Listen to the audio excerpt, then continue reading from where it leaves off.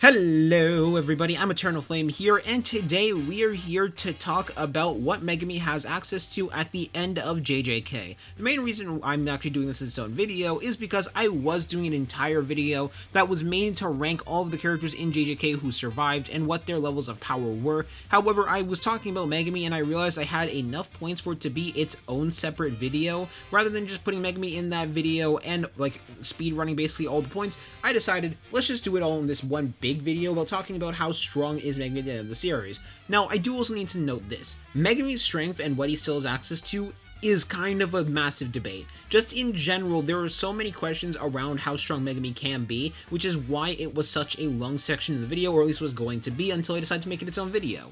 Now, this is meant to be different from a full potential type video. This is mainly just me wanting to talk about what Megami can have access to, both on the low end and the high end that we see at the end of the series, so that's what the point of this video is. And also me talking about which one I think is true for the respective reasons. So up first I'm going to talk about the low end, which is effectively things we can guarantee that are true about Megami, and then I'm going to go deeper and deeper into what Megami might possibly have at the end of the series. Now up first, look at the obvious thing out the way, which is the fact that Megami should still have all of the scaling from before Sukuna had taken over his body. It's not like Sukuna leaving his body would have made Megami any weaker. If anything, it should have made him stronger, but at worst, you can just say Megami is just on par with what he was before Sukuna took his body.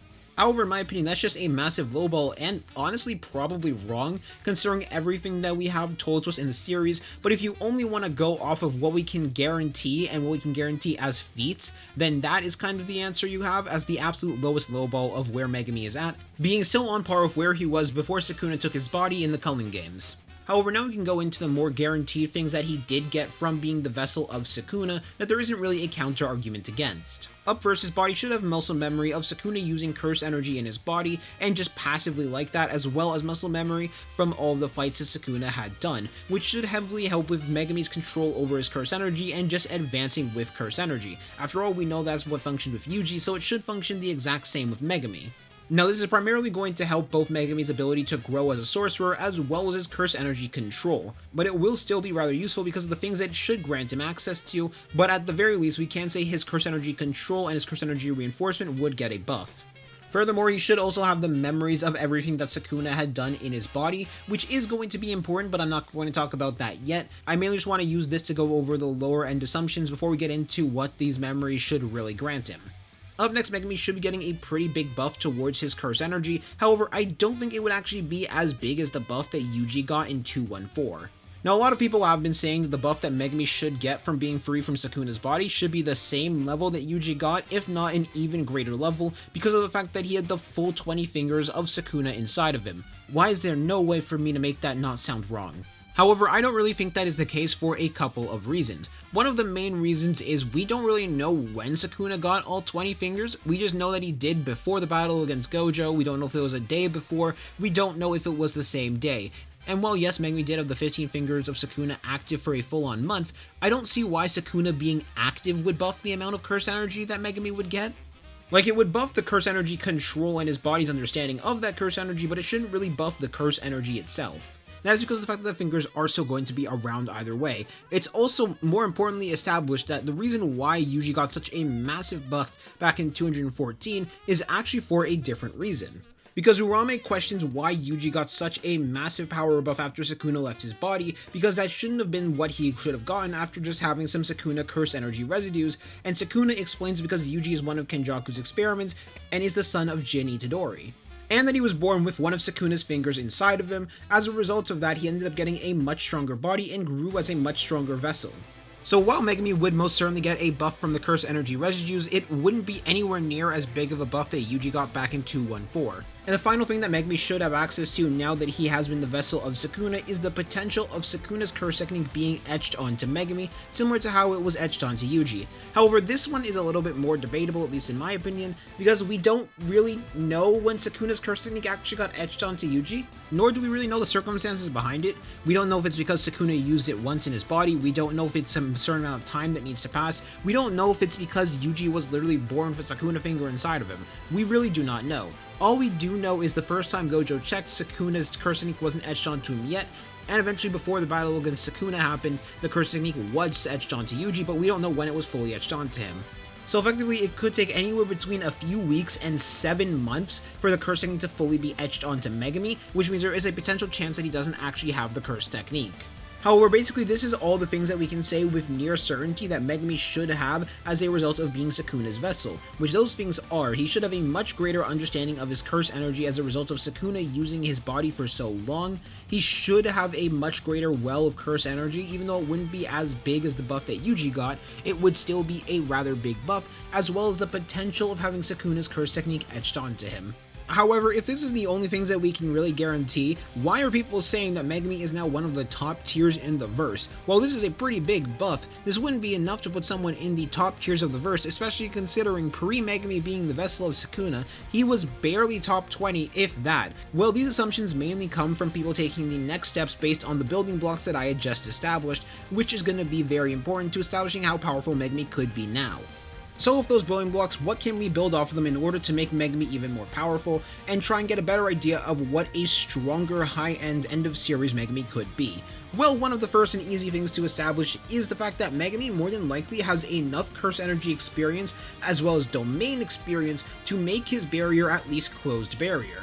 The reason why people assume this is for two reasons. Number one, the reason I already established, which is the fact that Sukuna has been in charge of this body for basically a month now, and all the experience that Megumi will be getting by proxy.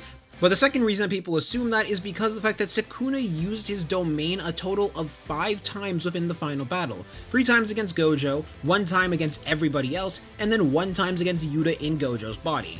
Which by extension, all the experiences Sukuna had in using a domain expansion, Megumi should have been able to feel, basically becoming muscle memory for him in a similar way to how they did the soul training, which by extension should allow Megumi to upgrade his domain to finally having a closed barrier at least. Now the at least part is very important because it is very possible that Megumi could also know how to make an open barrier domain as well because of how many times Sukuna used his domain, and that's just talking about that final battle alone.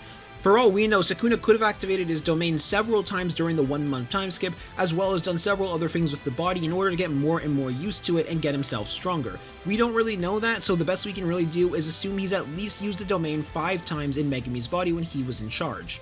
So assuming that Megumi has at least a closed barrier domain for his domain expansion is a pretty good assumption, which should also give him a sure hit by this point as well, not just the barrier itself, but also a sure hit, because the sure hit is engraved into the barrier, so Megumi should be able to make his Shikigami now all sure hits. Which can be very dangerous considering the Shikigami that he should still have alive, which is the next part that I'm going to get into, that Megumi should now have access to Madoka Deer, Piercing Ox, as well as Mahoraga. Now Mahoraga is a little bit iffy, but he should still have Piercing Ox as well as Madoka Deer, mainly because Sukuna had tamed them inside of his body, and as we saw earlier when Sukuna summoned Nue, the summons the Shikigami that Megumi had tamed, Sukuna had access to, so it should go the same the other way around, other than maybe Mahoraga, who is kind of weird because of one of Sukuna's statements at the end of the battle, where he states that he no longer has his Mahoraga, which kind of implies Megumi and Sukuna have 2 separate Mahoragas, but that is sort of weird. Which also leads into the potential of Mahoraga being totalityed into other Shikigami as well, now that Mahoraga was killed by Gojo. So some of his Shikigami, or at least one of his Shikigami, might have the properties of adaptation, which can be terrifying depending on which one it was. But they would also gain the physical strength that Mahoraga had access to as well, which is even more terrifying. Speaking of, this should also grant Megumi access to all of the knowledge on how Sukuna used 10 Shadows, which is including smaller variants of the 10 Shadows in order to use their abilities like he did against Gojo via calling upon the abilities of Max Elephant and firing out a piercing blood made out of water. Or the less stable version of his Shikigami that Sukuna used against Yorozu, which by extension if they end up dying will not kill the true Shikigami because they are only partially summoned, they aren't fully there. Oh, and he should also be capable of using RCT and the Black Flash, which I kind of forgot to mention early on, but he should be capable of using both of those considering how much Sukuna was using RCT and the Black Flash in that fight. But this is getting more and more into the Sukuna memory section, which should grant him something else, assuming he does have the possibility of Awakening Shrine. which that is the capability of using the world-cutting slash. After all, he should have all of the memories that Sukuna had, and he was awake for all of it, which means he should know how to cast the world-cutting slash, but more importantly, he might potentially have access to the even more deadly variant, where it is not held down by the binding vow that Sukuna made to add in 3 more chants. Instead, he might have access to the one where it just requires the Enmanton hand sign, because of the fact that Megumi never made that binding vow. So worst case scenario, Megumi does have access to the world cutting slash, he just does need to do the chants instead of not needing to do the chants, which either way is still pretty terrifying because all that makes it so Megumi needs to just add in 3 more words. But now that I've gone over what is possible for Megumi to have access to, I want to talk about what I think the end of series Megumi that we see has access to and how strong that one is. Now I do want to note this, and this is very important. I am not talking about Megumi as an adult or Megumi after he's achieved his full potential. All of these are very potentially possible for Megumi to have access to in the future, and we just aren't going to see it, but it will take more time than we see till the end of the series for Megumi to have these abilities. Right now I just want to talk about what Megumi is going to end this series already having, rather than what is Megumi going to have in the future as an adult. If you want to know what Megumi will have in the future as an adult, just basically pay attention to the entire video and assume the high end, and that is what I think adult Megumi will be like. However, the things that I do think the end of series Megumi is going to have access to is a couple of things. Number one, like I talked about in the video before, I think he's going to get a pretty large CE buff. He should have even better control of his CE thanks to Sukuna being in his body for so long, and he does have the potential of Shrine being etched into him, but I don't think he's going to awaken Shrine quite yet. I think that'll take a bit more time if he does have Shrine etched into him at all. However, I do think assuming that he's going to have a closed barrier domain expansion is very fair to assume up to this point, considering how natural these skills kind of get engraved onto the people, and considering Megumi's already insane potential, I do think he just has access to a closed barrier domain right now. I don't think he has access to an open barrier domain. I think assuming that is a bit too dangerous and a bit too risky, but saying it's a closed barrier domain I think is fine, so now his domain is going to have a sure hit. Megumi should also have access to all the memories on how Sukuna used 10 Shadows and be able to replicate those abilities for himself if he were to try to. I don't think it would be too much he'd have to train himself for. I think he could already do it. It would just be some things he'd need to actually test out himself in combat, so I think he's already capable of doing that.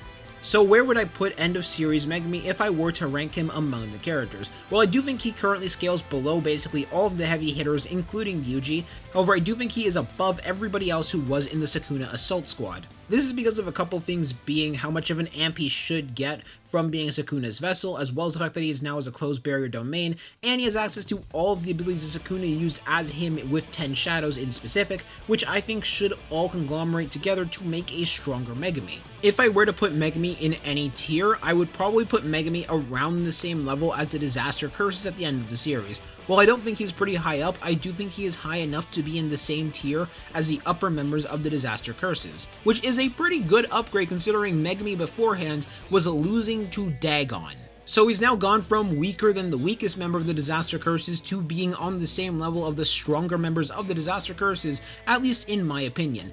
Now this is all me speculating. You guys can have your own opinion on where you guys think Megumi scales. Do you guys think end of series Megumi is stronger than I'm saying in this video? Do you guys think he's weaker? Do you guys think that there is some other way to make Megumi even stronger that I didn't even talk about in this video? I'm curious what you guys think in the comment section down below. I'm gonna see you all later. Hope you all have a good day. Peace. Obligatory potential man statement that needs to be stated about the fact that Gojo says that Megumi has the potential to reach the same level he does one day. Anyways, bye. Now up next, I do want to spend some time talking about the sponsor to the channel, FanDominion, an old friend of the channel that has a ton of cool anime merch, especially on the JJK side of things, but cool merch overall. And if you're looking for something that looks stylish, something that you can wear out in public and not be called a weeb for, but at the same time be recognized by your friends for wearing something really cool, they have good things in store for you. Or are you looking for something to complete your cosplay with? Well, FanDominion has you covered, and don't worry, they aren't expensive at all. And on top of that, if you use my code both in the description as well as on screen now, you can get a 10% discount. Yep, that's right, a 10% discount. However, now I'm going to spend some time showing off their beautiful catalog. And if you like any of this merch and any of this merch looks awesome to you, remember our code EF10 and you'll be able to get a 10% discount. Anyways, I'm going to see y'all later.